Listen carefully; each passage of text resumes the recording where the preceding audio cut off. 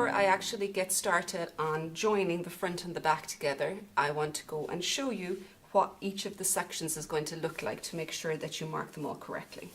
So this first of all is my back section, and you can tell it's the back section because it is the longer one and it's also wider.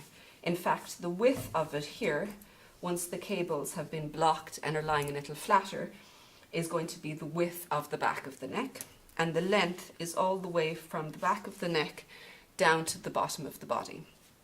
Now, when I was working it, I started at the cast on stitch here at the first row of the cable chart, and I worked down to the nearest end of cable chart. I only had a few more rows left for the next one, so what I actually did was just continued the final 2 ribbed rows of the chart down a little bit further rather than starting another cable. So if you find that you're in that situation, I'd suggest that as a good option. This is the front one here, and you can see it's similar, but it's a little bit smaller.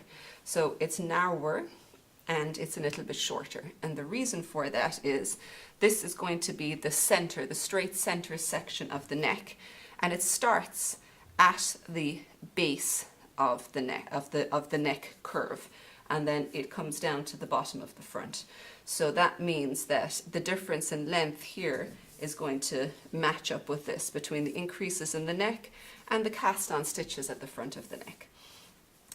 I did the same thing as I did with this. This is the top where we started the cables, and then I worked down to the end of a cable and then worked a couple of rows of the last 2 rows of the chart to finish off.